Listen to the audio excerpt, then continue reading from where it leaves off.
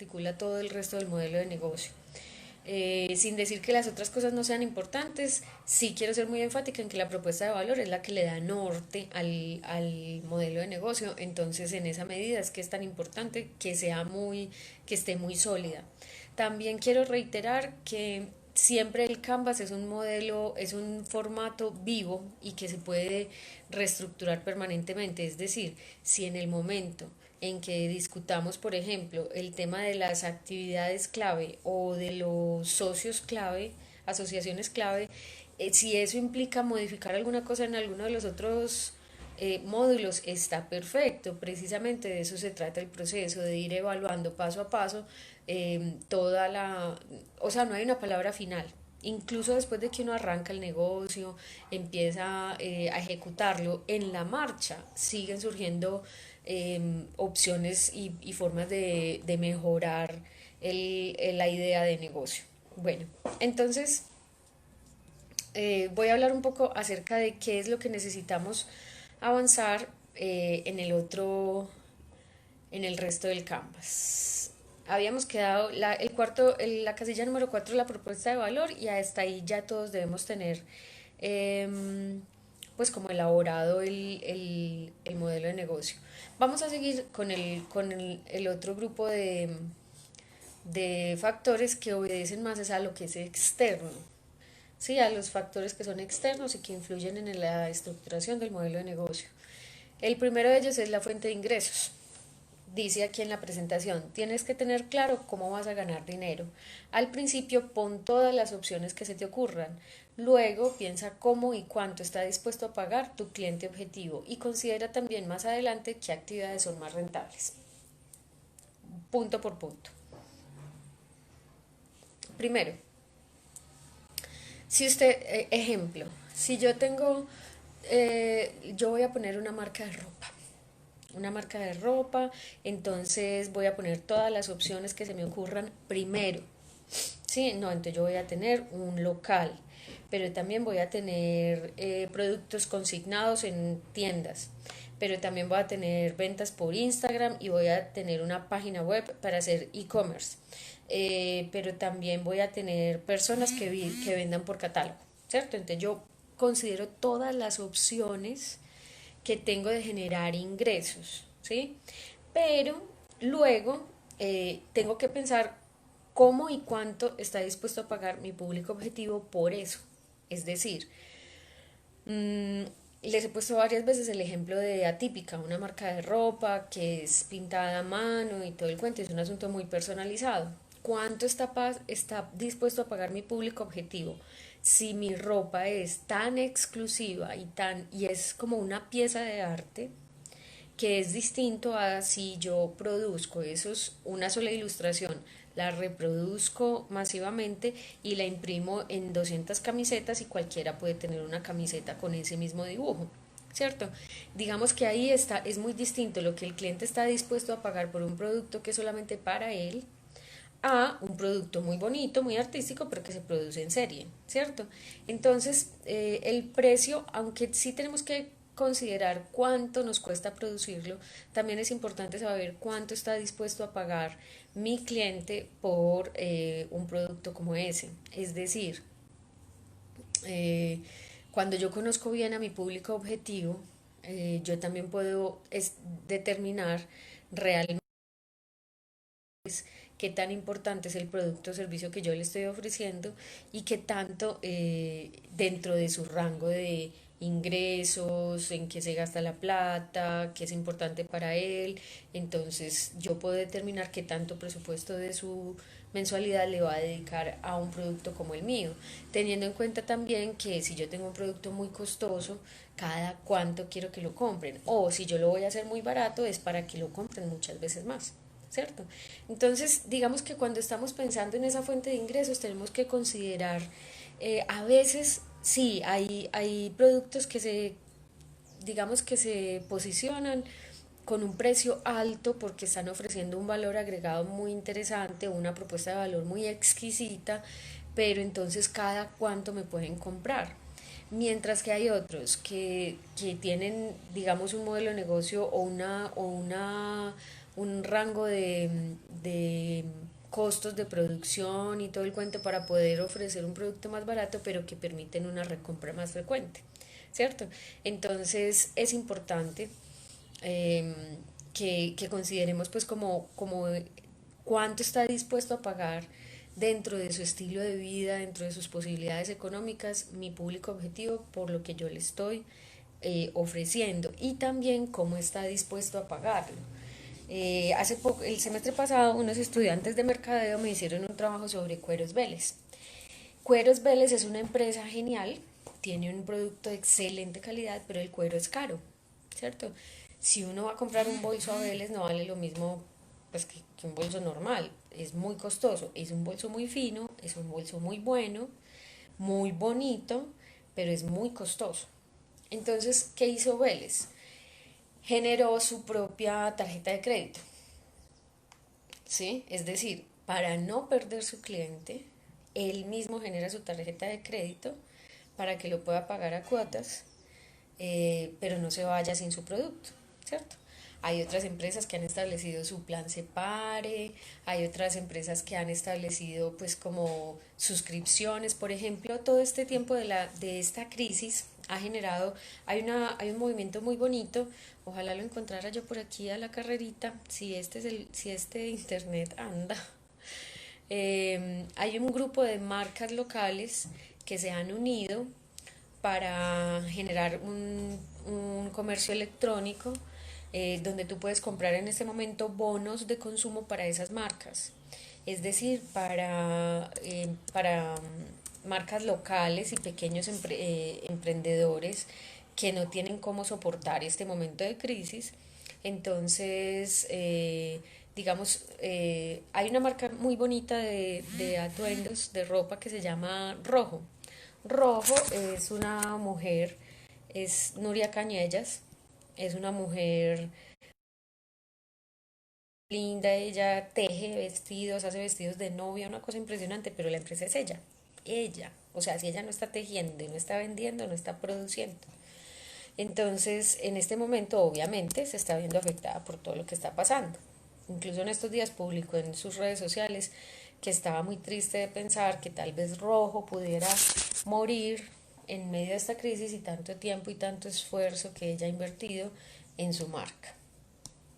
Pues resulta que ahora han creado un colectivo, ay, pero no encuentro aquí la publicación del colectivo, han creado, sí, aquí está, Colectivo Épico.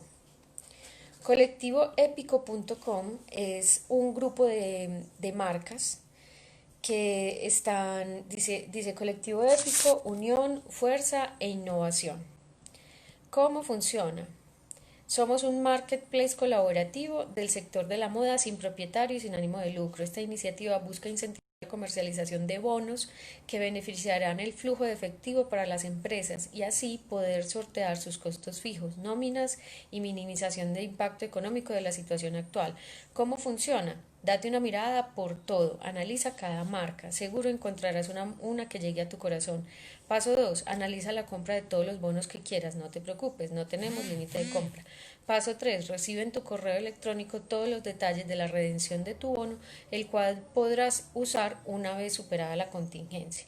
Es decir, todas estas personas que están en la casa sentados comiéndose las uñas, pensando que no tienen cómo tener fuentes de ingresos, están pidiendo la colaboración de todos sus seguidores para que compren bonos por adelantado, pues obviamente la gente que puede, y después cuando pase la contingencia vayan y se los gasten. ¿Sí? Entonces mira que también es el tema de no solo de cuánto está dispuesto a pagar mi público objetivo, sino cómo está dispuesto a pagar por lo que yo le estoy ofreciendo, ¿cierto? Entonces mira cómo esta contingencia también nos está mostrando una nueva forma, una nueva fuente de ingresos para esos empresarios que están sentados en la casa en este momento. A eso se refiere el punto 5 que habla de las fuentes de ingresos. No es pensar solamente en lo mismo de siempre, yo vendo y que me paguen, o sea, yo produzco un bien que lo vendo y que me paguen, no, cómo generar esa dinámica de una manera creativa, de una manera diferente, de una manera nueva, para que la gente esté conectada con le esté dando pues como dinámica a tu modelo de negocio. Ejemplo, los sitios web. Los sitios web que tienen diferentes niveles de acceso. Es decir, hay un acceso gratuito para todo el mundo. ¿Para qué? Para que te pongas en contacto con lo que ofrece esa plataforma. Por ejemplo, hay una chica que se llama Mía Astral, que es una astróloga de Miami, pues venezolana, que vive en Miami, muy interesante. Mía Astral tiene todas sus redes, todo el cuento, entonces ella publica impresionante a toda hora en Facebook, en Instagram, en todas partes, y tiene un sitio web. Obviamente hay unos accesos gratuitos para todo el mundo, pero también si tú quieres más y más y más, pues tienes que ir pagando, pagando y pagando, ¿cierto? Entonces, no es solamente cuánto está dispuesto a pagar tu público objetivo, sino cómo está dispuesto a pagar por eso que tú le ofreces. Hay gente que todavía no se acomoda con con las transacciones online. Yo sé de psicólogos que atienden por Skype, pero hay gente que no, hay gente que prefiere ir al consultorio. Pero ¿por qué surgen estos psicólogos online? Porque hay gente que de todas maneras necesita ir al psicólogo, pero está todo el tiempo en el trabajo y mientras se desplaza de un lugar a otro, mejor dicho, casi que aprovechan el tiempo del pico y placa para hacer terapia con su psicólogo. ¿Cómo? Por Skype, ¿cierto? Entonces, eh, tenemos que ser más recursivos y más creativos en las formas de obtener esas fuentes de ingresos con nuestro modelo de negocio. Y luego de que hayamos puesto todas las formas en las que podríamos ganar dinero con esta idea, todas las formas, también es importante considerar cuáles son más rentables y cuáles no.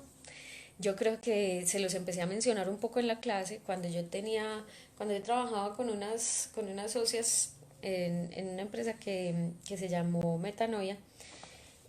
Hablaba, pues una de las cosas que era muy álgida era esa, o sea, realmente cuál es el cliente que sí es rentable y cuál es la actividad que no es rentable. Por ejemplo, teníamos una socia que hacía lo que fuera por la plata que fuera. No es que no es que estemos aquí, ay, no, pues nadando en los millones como tío rico, y entonces yo escojo los clientes. No, pues obvio todos necesitamos plata, pero también hay unas actividades que son más rentables que otras. Es decir, si yo hago un taller de branding para un cliente, yo puedo cobrar, y lo tengo estructurado así, tengo diseñado un taller de branding que puedo aplicar a cualquier marca o a cualquier empresario, que lo desarrollo. Para hacer ese taller de branding tengo que tener 3 reuniones con mi cliente. La primera de diagnóstico, la segunda es el día que hacemos el taller y la tercera es la devolución de los resultados del taller. Es decir, yo invierto aproximadamente, pues yo tengo 3 encuentros con mi cliente, ¿cierto?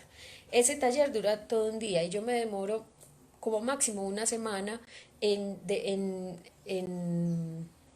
en organizar la información del taller para entregarle los resultados. Y por ese paquete le cobro 4 millones de pesos a mi cliente. Para yo ganar, entonces listo, pongamos eso a un lado, ¿cierto? Yo salgo con ese proyecto, digamos, en unos 15 días y facturo 4 millones de pesos. Pero está el otro tema, las redes sociales. Entonces, por ejemplo, a esta socia le encantaba hacer redes sociales, por lo que fuera. Entonces, ¿qué quiere decir las redes sociales? Yo decidí que Lina Zapata, yo no hago redes sociales. ¿Por qué? Porque me parece una actividad muy poco rentable, a mí me parece, ¿cierto? Habrá otras personas que son más ágiles en eso, o que les gusta eso y lo hacen sin ningún problema. ¿Qué pasa? La gente por redes sociales cobra muy poquito, es decir, tú consigues gente que te hace redes sociales por un mes en 300.000 pesos. Para mí eso implica demasiado trabajo, tal vez sea por la manera en que yo lo hago, es decir, porque yo no hago una serie de posts igualitos para todo el mundo, sino que me tomo el trabajo de diseñar cada cosa para cada, pues, o sea, se me vuelve un camello tenaz hacer las redes de un mes. Y como hay tanta competencia en ese sentido, porque hay gente que lo hace mucho más barato, entonces yo decidí que para mí esa no es una actividad rentable, porque tampoco me gusta que un cliente me escriba a las 6 de la mañana o que me escriba el fin de semana. Yo con lo mismo que me gano por un taller, tengo que tener por ahí 3 o 4, por ahí 4 o 5 clientes de redes, y es mucho, mucho trabajo y mucha atención con el cliente, que a toda hora quiere una reunión, que miremos esto, que corregime este, que haceme este así, que haceme este así. Es demasiado desgaste con ese cliente para facturar lo mismo que facturaría en un taller que me demora 15 días. Entonces, ahí es, obviamente, las redes son mes a mes, ¿cierto? El taller no es tan seguido, ¿sí? Entonces hay que considerar todas esas cosas para determinar cuáles actividades son más rentables y cuáles no tanto. Pero eso lo determinamos en el momento en que ya las tengamos todas, en que hayamos explorado todas las formas en las que podemos ganar dinero con esta idea de negocio. Eh, Hace días hablaba con alguien sobre una panadería. Entonces uno dice, va a poner una panadería. ¿Cuáles son las fuentes de ingresos? Pues vender panes. Pues no.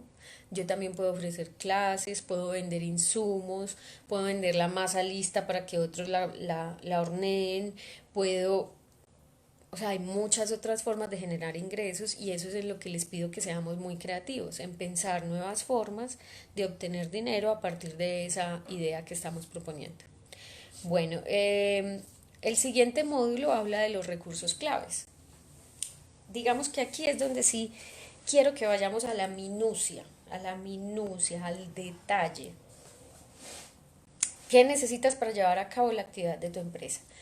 Pero mire, ahí quiero que vayamos a lo más mínimo. ¿Cuáles son los recursos físicos, económicos, humanos o intelectuales que necesitas para montar tu negocio? Vamos a ponernos en el escenario de que fuera, eh, es decir, no nos pongamos el límite de la plata. ¿Por qué? Porque uno después puede buscar la financiación, la plata que necesita para montar el negocio.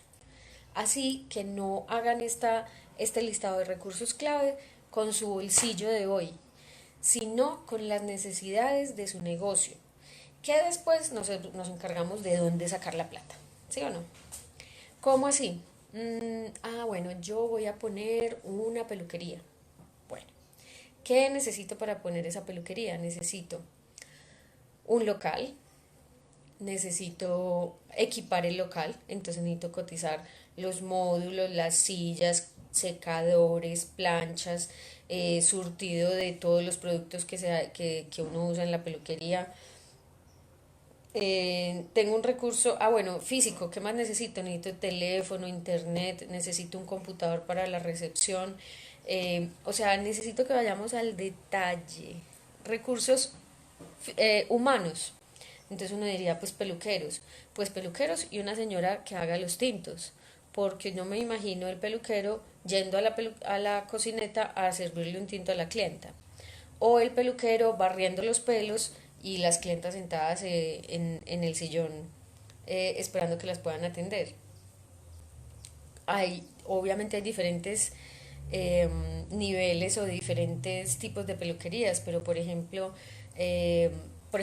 hay una a la que yo voy, la señora que lava el pelo es la misma que barre siempre, pero hay otra persona que es la encargada de cobrar y hay otra persona Y por ejemplo, mi peluquero no tenía uñas, pero al lado del local de él había un spa de uñas.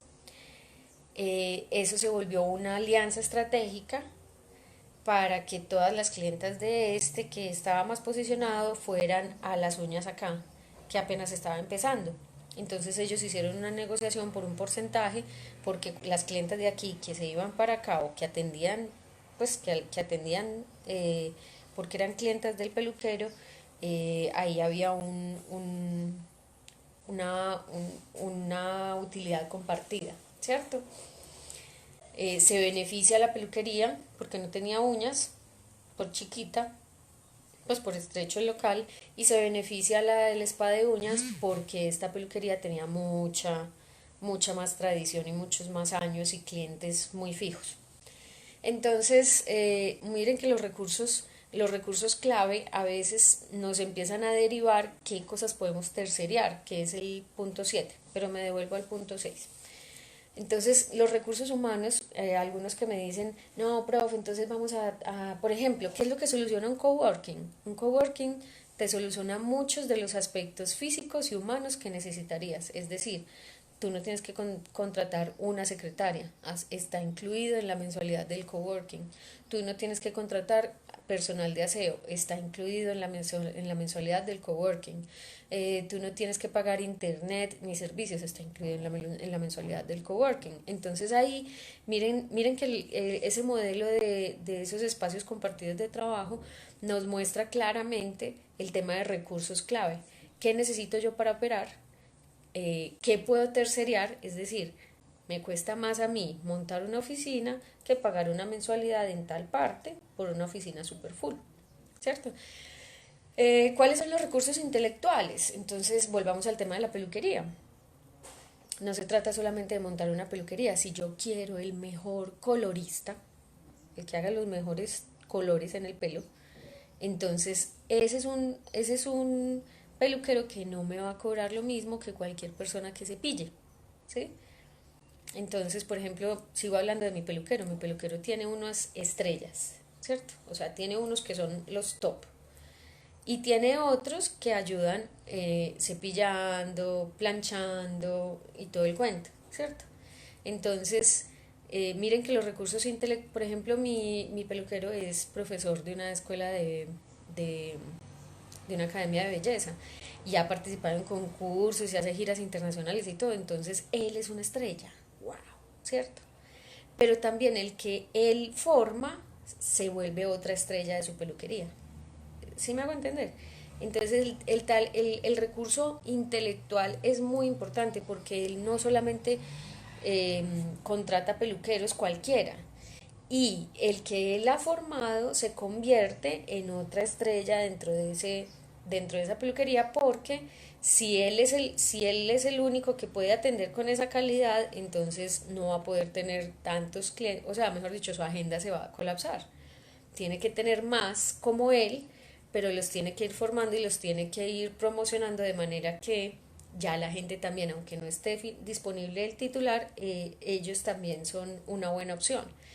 Y tiene personal de apoyo que es para hacer las labores que son más genéricas, el que te cuida la tintura mientras el tiempo que es, el que pone los papelitos pero con la dirección del otro, el que te aplancha y te cepilla, que no tiene que ser del nivel de experticia del que te hizo el color. Entonces, considerar todos esos aspectos es muy importante porque me ayuda a mí a determinar realmente cuáles son las personas claves, cuáles son los elementos físicos clave sin los que, o sea, que son indispensables para funcionar y cuáles son los costos que eso me va a generar, ¿sí?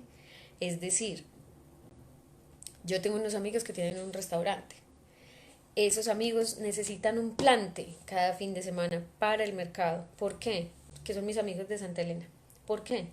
Ellos bajan a mercar a la minorista con 1 millón de pesos y eso les rinde mucho. Pero si no compran suficiente, no pueden estar bajando a la minorista. Quiere decir que tienen que comprar el resto de cosas en Santa Elena y les sale muchísimo más costoso, ¿sí? Quiere decir que este restaurante tiene que tener claro cuál es el plante, cuál es la plata del mercado que necesita para cada fin de semana, para no tener que incurrir en costos extra comprando cosas en Santa Elena. ¿Me hago entender? Entonces, cuando yo puedo determinar realmente en la minucia qué es lo que necesito para funcionar, es importante, empieza a ser muy claro qué es lo que realmente sí es indispensable y qué no tanto, ¿cierto?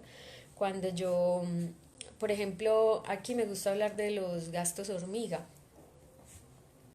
Cuando yo hice el análisis, a mí me gusta mucho el tinto.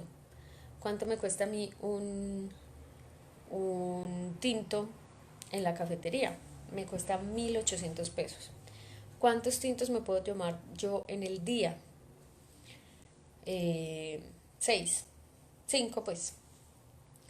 ¿Cuántos son 1.800? Pongámosle 2.000 pesos. 2.000 pesos por 6, por 5 tintos son 10.000 pesos en un día. La semana, yo trabajo 6 días a la semana, son 60.000 pesos en una semana en tinto. al mes son 240.000 pesos en tinto. ¿Listo? Resulta que mi bioenergético me mandó a tomar un cafecito que es funcional, que es para no sobrecargarme tanto de cafeína, que fuera endulzado con stevia, no sé qué. Bueno, en fin, la caja de eso me vale 70.000 pesos. Y esa caja me dura un mes y medio. Entonces yo compré un termo, con el que ustedes a veces me han visto en la clase, un termo que llevo todos los días con mi porción de café para todo el día. Y me bajé en mi presupuesto personal 100, 170.000 pesos de 240 que me podía gastar sin darme cuenta, porque cuando uno está pagando un tinto de 2.000 aquí, otro de allí, otro, uno no hace esa cuenta, pero cuando uno cuenta realmente a qué equivalen todos esos tinticos, entonces se da cuenta que es un montón de plática. Entonces, por eso es importante que en esta parte de recursos clave seamos muy claros y muy detallados en todo lo que necesita nuestra idea de negocio para salir a flote. No seamos chichipatos. No, profe, es que yo trabajo en mi casa. Pues bueno, necesita escritorio, el espacio, los servicios, el internet, aunque por el momento se lo esté dando su mamá. ¿Sí? Si en un momento determinado, alguna vez escuché a un profe dando una conferencia sobre eso y me decía, por ejemplo, pues sí, yo decía que nosotros estábamos trabajando desde mi casa, entonces que no tenía esos costos fijos y todo, pero resulta que mi familia se mamó de que hubiera junta directiva todos los domingos a las 10 de la mañana, nadie podía, todo el mundo los fines de semana tenía que bañar a las 8 de la mañana porque venían los socios, no. Entonces, tú también tienes que planear tus recursos clave de acuerdo, pensando en que no siempre te vas a quedar ahí en la casa y que si te quedas en la casa, eso también tiene unos costos de operación. ¿Listo? Luego de los recursos claves están las actividades clave y dice aquí, actividades nucleares para garantizar eh, la entrega de la propuesta de valor a tus clientes. ¿Sí? El mensajero es clave para una para una marca de ropa que tiene un comercio online. Puede que sea clave, pero se puede solucionar muy fácil. Es decir, si yo soy la dueña de la marca, yo no me tengo que ir a entregar los domicilios. Eso es algo que puedo terceriar, ¿sí? Es decir, para eso está Rappi. Ah, que Rappi es muy caro, pues incluya solo el costo del producto. O tenga contratado un mensajero. Ah, no, pero es que todos los días no tengo la misma cantidad de envíos, entonces tenga en su presupuesto y en los costos de su producto que cada vez que va a enviar un producto a su destinatario le va a costar por lo menos 7.000 pesos. ¿Listo? Entonces, ¿cuáles son las actividades nucleares para garantizar tu empresa? ¿Cuáles son las actividades clave que garantizan la entrega de la propuesta de valor? Es importante tener claro a qué se dedica la empresa, por eso es tan importante la propuesta de valor, ¿sí? Si mi propuesta de valor es diseñar ropa con un toque exclusivo y con ilustraciones originales, entonces yo tengo que hacer todo lo que me pueda garantizar eso. El resto, lo que aporta menos valor, lo podrás subcontratar, no te desgastes en lo que no es rentable. Si mi marca de ropa está enfocada en diseñar piezas exclusivas, mucho arte, ilustraciones originales y no sé qué, yo no me tengo que desgastar confeccionando. Yo subcontrato un taller de confección que ya sabe hacer eso.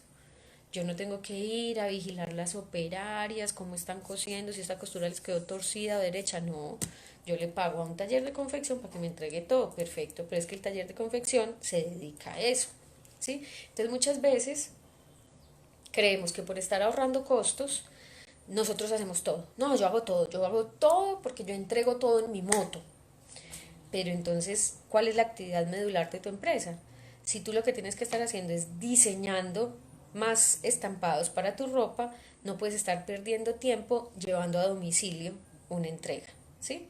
Entonces ahí es donde las actividades clave tienen que ser bien delimitadas para que no te desgastes en lo que no es rentable y en lo que no es tu propuesta de valor, ¿sí? Todo lo que no sea tu propuesta de valor, pero se necesita, lo subcontratas. ¿Eso tiene unos costos? Sí, eso hace parte de lo que cuesta producir eso que estás comercializando. ¿Listo? Asociaciones clave. Dice aquí, define las alianzas necesarias para ejecutar el modelo de negocios con garantías. ¿Sí? Entonces yo tengo, ay no, es que yo todo el domicilio lo contrato por Rappi. No, pero el día que está Rappi colapsado, entonces te embalaste. Entonces decides si realmente necesitas contratar un mensajero. También esa puede ser la respuesta. Determina también cuáles son las alianzas que complementan las capacidades y optimizan la respuesta de valor. La co-creación es imprescindible hoy en día en los negocios. Esto que acaba de surgir en medio de esta crisis, que lo montaron pues de un día para otro, colectivoepico.com, búsquenlo. Colectivoepico.com es un excelente ejemplo de co-creación, de alianza estratégica. Entre todos están generando una estrategia para salir adelante de esta contingencia. ¿Sí? Entonces, el mundo de los negocios requiere de muchas habilidades para conectar con los otros.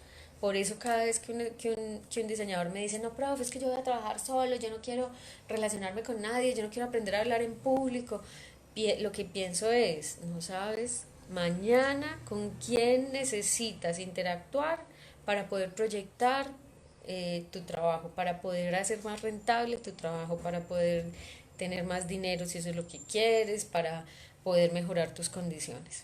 Entonces, las asociaciones clave son muy importantes porque una vez que yo tengo claro cuál es la propuesta de valor, cuáles son los recursos que necesito para cumplir esa propuesta de valor, pero cuáles son las actividades clave que yo misma, pues, o que medularmente tengo que hacer para garantizar esa propuesta de valor, todo lo otro que no es tan medular se puede canalizar a través de asociaciones claves, ¿sí?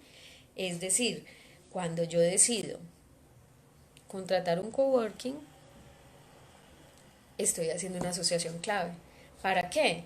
Para no desgastarme en el mantenimiento de una oficina, pero poder atender mis clientes en un buen lugar. Sino que este socio, esta asociación clave que se llama coworking, me ayuda a tener listo eso, pues a liberarme de ese estrés o de ese asunto. Manuela Nao tiene una pregunta, hazla, escríbela ahí y ya te la leo y te la contesto. Bueno, asociaciones clave y finalmente está la estructura de costos. En la estructura de costos les voy a pedir una cosa, muchachos. Vean, si usted finalmente dijo, no, entonces yo voy a hacer coworking, listo. Quiero saber cuántos son las tarifas de los coworking, cómo es el coworking que usted necesita y cuánto le vale. ¿Sí? Si finalmente lo va a hacer en su casa, entonces necesito saber cuánto aproximadamente es de servicios, cuánto es de internet, cuánto le va a pagar a su mamá por el arriendo de esa pieza, etcétera.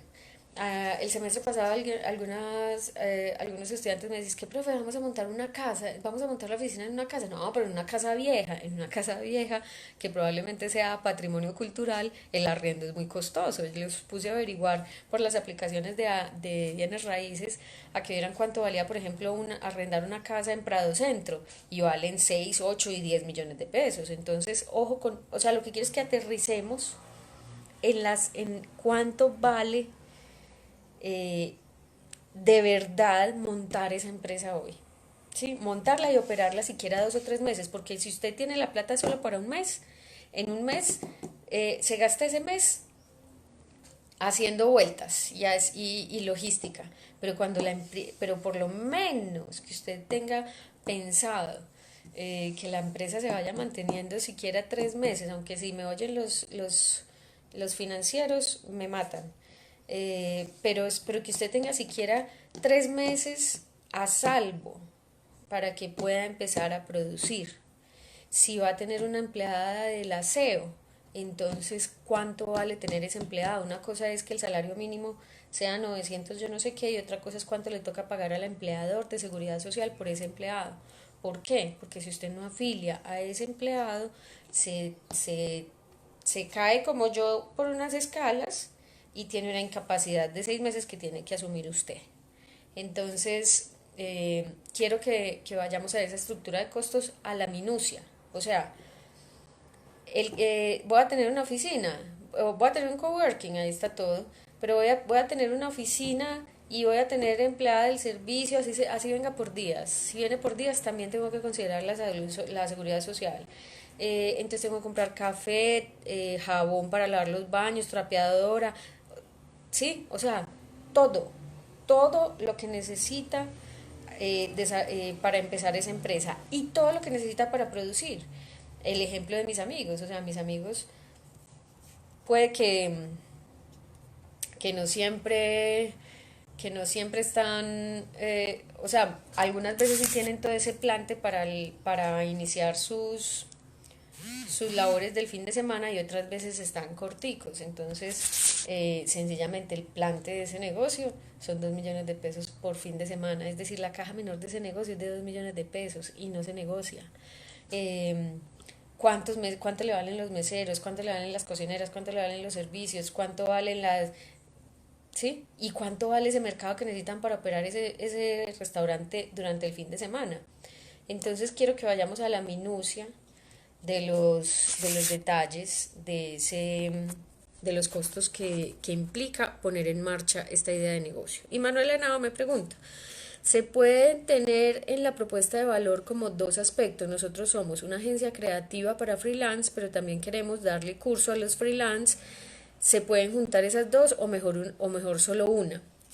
Esas dos cosas son actividades clave, son fuentes de ingreso, ¿sí? Es decir, tú eres una agencia de freelance y los cursos que vas a ofrecer es otra forma de generar ingresos para tu agencia freelance, ¿sí? La propuesta de valor, tú no eres una institución de educación de freelance, ¿sí? Tu propuesta de valor está en ser una agencia que administra talento freelance, ¿cierto?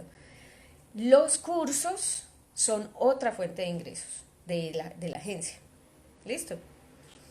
Bueno, ¿qué más estaba viendo por aquí? Se me perdió la presentación, que la hice. Entonces, listo. En la estructura de costos dice, se trata de conocer y optimizar los costos para intentar diseñar un modelo de negocio sostenible, eficiente y escalable. Aquí les voy a pedir que tengan los costos, cuánto vale operar su empresa, cuánto vale producir su servicio. Si, por ejemplo, ustedes son una agencia, les pido por favor que establezcan cuáles van a ser las tarifas de sus servicios, porque ahí es donde muchas veces nos pelamos nosotros como diseñadores. Nosotros como diseñadores lo primero que decimos es, ay, no, yo voy a trabajar freelance y no sé qué, así me va muy bien y no sé cuál. Pero ¿cuánto me cuesta a mí cada cliente versus lo que me gasto en cada cliente? ¿Cierto? Cuando les he dado las clases de producción, que en algunos semestres las he servido, les digo, a veces usted piensa que porque le cobró a un cliente por un logo 300.000 pesos y con eso se fue a rumbear a lo loco el fin de semana, con eso se la hizo. Pero resulta que ese cliente le quitó 3 visitas con transporte, con un café al que lo tuvo que invitar, le quitó o tuvo que invertir en él 8 días de trabajo. Quiere decir que ese cliente le costó mucho más de los 300.000 pesos, porque además en esos 300.000 pesos no está contando el equipo con el que trabajó, el computador con el que trabajó, los servicios, el espacio, todo eso que le acabo de decir, usted no lo consideró, ¿cierto?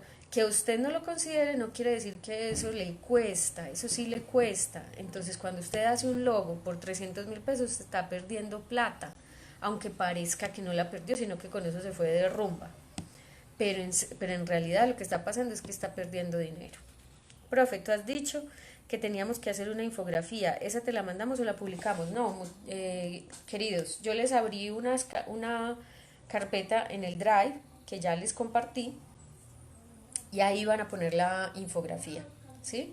La infografía de esta semana y la infografía de la próxima semana con todo el Canvas, porque como ya con esta explicación que llegamos a la estructura de costos y todo, ya vamos a tener todo el Canvas. Entonces la entrega de hoy, que era hasta la propuesta de valor, la suben ahí a la carpeta del Drive y la próxima semana suben ya todo el Canvas completo a esa misma carpeta. ¿Listo? Bueno, con esta explicación como de estos últimos módulos, quería hacer esas claridades. Quiero que se vayan a la minucia, por favor, no escatimen, no les parezca una bobada si van a cotizar hasta el café que se van a tomar en la oficina. Eso también es importante porque hace parte de los costos fijos de su operación. O sea, Lina Zapata, necesito café para trabajar. Para mí es indispensable el café, no es una opción, no es a veces, no, yo sin café no pienso. Así que en los costos fijos de mi operación está el café y me gusta ese café que consigo en cajas a 70.000 pesos. Eso está dentro de mi presupuesto. Entonces, por ejemplo, yo no tengo carro, yo uso transporte público, pero yo trabajo en Envigado, cuando yo acepté el trabajo en Envigado, también consideré cuánto me costaba ir y venir de Santa Elena a Envigado, ¿sí? En tiempo y en dinero, para ver si el sueldo que me iban a pagar allí sí era rentable, porque si no, entonces termina uno comprando huevos para vender huevos, ¿sí? Esa es la reflexión que quiero que hagamos en el tema de estructura de costos, muchachos. En esa estructura de costos lo que quiero que miremos es cuánto nos cuesta operar nuestra empresa para que sea rentable, ¿sí? No vamos a hacer obras de caridad. Si usted quiere hacer después una ONG, muy rico, cuando tenga el dinero para mantener una ONG, muy chévere. Pero por ahora todos necesitamos dinero para poder vivir, ¿sí? Porque uno no va al éxito a pagar el mercado diciendo, no, pero soy súper apasionado, tengo unos clientes que ya casi van a salir, dame el mercado. No, cuando le salgan los clientes, viene y me paga por lo que se quiere llevar. Así que con todo y eso que parezca tan charro, pues, o tan cruel y tan crudo, esa es la realidad. O sea, no podemos trabajar de una manera que realmente no sea rentable, porque entonces no nos van a dar las cuentas nunca, nunca. ¿Listo? Bueno, muchachos, entonces con esta